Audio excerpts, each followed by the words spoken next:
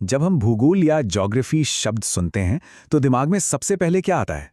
अक्सर देशों की राजधानियां या फिर नक्शे पर पहाड़ और नदियां ढूंढना, है ना? लेकिन क्या सच में भूगोल बस इतना ही है? चलिए, आज इसी आम धारणा से पर्दा हटाते हैं और जानते हैं कि भूगोल असल में क्या है और ये हमारी दुनिया को समझने के लिए कितना जरूरी है। तो शुरुआत करते हैं सबसे बुनियादी सवाल से। आखिर भूगोल पढ़ाई क्यों जाए? देखिए, हम सब इसी धरती पर रहते हैं और हमारी जिंदगी, हमारा रहन सहन, सब कुछ हमारे आसपास के माहौल से जुड़ा हुआ है।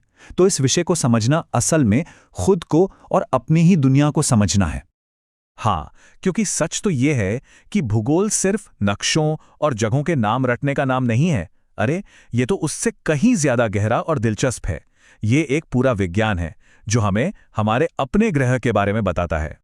तो चलिए सबसे पहले ये समझते हैं कि आखिर ये शब्द भूगोल आया कहाँ से और इसका असल मतलब क्या है।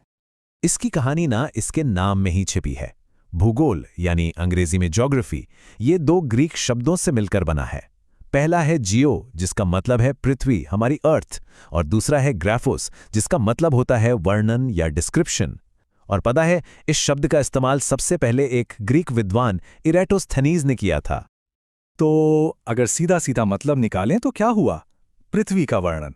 पर रुकिए, ये कहानी का सिर्फ आधा हिस्सा है। असली परिभाषा इससे एक कदम आगे जाती है।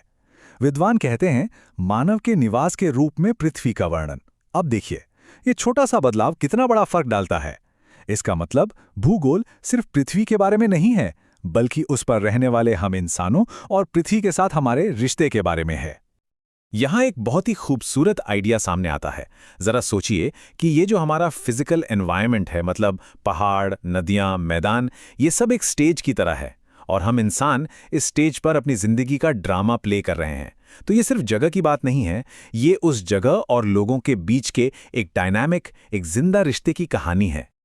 तो सवाल ये है कि एक भूगोलवेत्ता, मतलब एक ज्योग्राफर, इस रिश्ते को साइंटिफिक तरीके से समझता कैसे है? इसका जवाब 3 बहुत ही बेसिक सवालों में छिपा है। सबसे पहला सवाल है क्या? मतलब हम कौन से प्राकृतिक और सांस्कृतिक पैटर्न देख रहे हैं? जमीन पर क्या है? दूसरा सवाल है कहाँ? अच्छा, ये जो पैटर्न है ये दुनिया में कहाँ कहाँ पाए जाते हैं?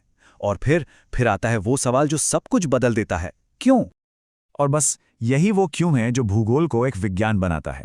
ये क्यों वाला सवाल ही है जो हमें सिर्फ ये देखने से आगे ले जाता है कि क्या और कहाँ है, और हमें ये समझने पर मजबूर करता है कि ऐसा क्यों है। यही तो साइंस की आत्मा है, कार्य कारण संबंध को खोजना। तो ठीक है, इस क्यों का पता कैसे लगाया जाए? इसके लिए भूगोल में स्टडी के 2 मेन अप्रोच हैं। इससे समझने के 2 बड़े तरीके हैं। पहला है सिस्टमैटिक अप्रोच। इसको मशहूर किया था अलेक्जेंडर वॉन हम्बोल्ट ने। इसमें क्या होता है कि हम पूरी दुनिया को एक बड़ी सी लैब मान लेते हैं और किसी एक टॉपिक को, जैसे कि मान लीजिए क्लाइमेट, उसको पूरी दुनिया में स्टडी करते हैं। और दूसरा है रीजनल अप्रोच, जो कार्ल रिटर से जुड़ा है। इसमें हम एक खास इलाका, जैसे कोई देश या नदी घाटी, उसे चुनते हैं और फिर उसके हर पहलू का, हर चीज का गहराई से अध्ययन करते हैं।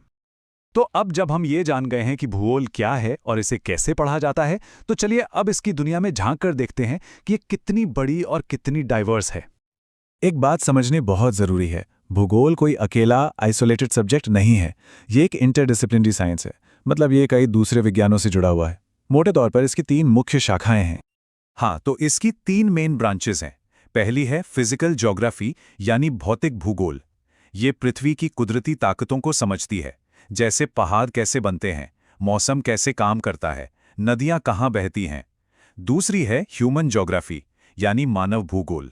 ये इस बात की स्टडी करती है कि हम इंसान इस दुनिया को कैसे बदल रहे हैं, हमारे समाज, हमारे शहर, हमारी अर्थव्यवस्थाएं। और फिर तीसरी है बायोज्योग्राफी, यानी जीव भूगोल। ये पृथ्वी पर जीवन के ताने बाने को देखती है, मतलब पेड़ पौधे और जानवर कहाँ और कैसे रहते हैं। तो देख रहे हैं इसका दायरा कितना बड़ा है। ये सब जानना एकेडमिकली तो बहुत अच्छा है, लेकिन सवाल ये है कि आज की दुनिया में, हमारी जिंदगी में भूगोल की क्या अहमियत है? ये हमारे लिए जरूरी क्यों है?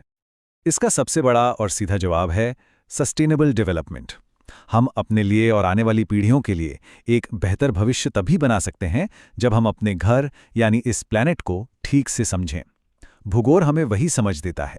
ये हमें बताता है कि हमारे कामों का इस धरती पर क्या असर पड़ रहा है। और इसका असर ना हमारी रोजमर्रा की जिंदगी में हर जगह है।